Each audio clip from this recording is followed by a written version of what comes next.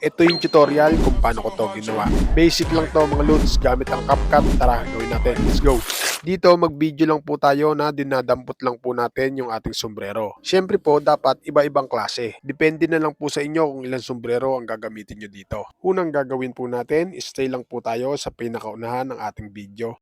Basta yung hindi pa po dinadampot yung ating sombrero. Then, focus po tayo sa baba. Piliin po natin sa baba yung freeze. Kapag may naka-press na po tayo, ganun din po gagawin natin sa kasunod. Basta make sure lang mga lods na yung playhead o yung puting guhit na yan ay nasa unahan ng ating mismong video. Siyempre po dapat nakatap pa rin po tayo dyan para ma-highlights. Saka po natin piliin yung press sa baba. Same process lang din po ang gagawin natin sa mga kasunod. Kapag goods na, balik po tayo sa unang pinress natin. Long press lang po natin tapos dalhin po natin sa hulihan. Then, balik po tayo sa pangalawang pinress po natin, yung black cap. Then, focus po tayo sa baba. Piliin po natin sa baba yung overlay. Tapos po, ipantay lang po natin sa first clip. Ngayon po, dahil mahaba po yan, paigsiin lang po natin. Kapag pantay na, medyo i-zoom lang po muna natin. Then, stay lang po tayo dyan. Tapos po, piliin po natin yung remove BG. Tapos po, custom removal. Dito, piliin po natin yung brush na walang pro. Saka po natin i-brush yung ating cap. Papulahin lang po natin. Stay pa rin po tayo dyan. Focus po tayo dun sa pagdampot ng sombrerong brown. I-timing po natin kapag nasa taas na. Then, tigil po tayo dyan. Stay lang po natin dyan yung playhead o yung puting guhit na yan. Itap po natin. Saka po natin piliin yung diamond o keyframe na nasa taas. Kapag may diamond na po dyan, atras po tayo konti. Kapag nagputi na po yung diamond, tigil po ulit tayo dyan. Saka po natin piliin sa baba yung basic.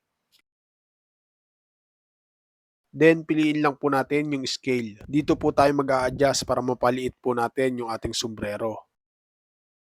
Ngayon po, dahil mahaba po yan, magbabawas po ulit tayo dyan.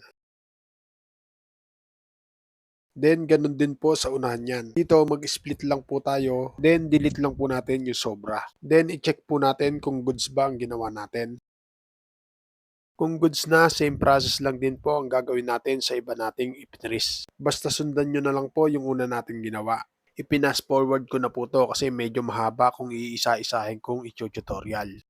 Kapag goods na, ganyan na po magiging setup niyan. Kung goods na, export na po muna natin to pero hindi pa po tayo tapos dyan. Balik po ulit tayo sa new project. Then, kunin po natin yung ating in-export. Siyempre po, dapat nakatap po tayo dyan. Then, focus po tayo sa baba. Piliin po natin sa baba yung motion blur. Then, dito, lagay lang po natin sa 70 yung blur at yung blend. Tapos po, yung time sa baba, lagay po natin sa twice. Kapag goods na, i-play po natin. Finally, kapag all goods na po, ready to export na po natin to mga lods. Para sa mga baguhan, sana po nasundan at sana po nakatulong. At kung nakatulong, pakishare mo naman ang video ito para makatulong din po sa iba. Hop hop hop, gusto mo ba magkalaman ng Gcash mo katulad nito? Nasa comment section lang ang link.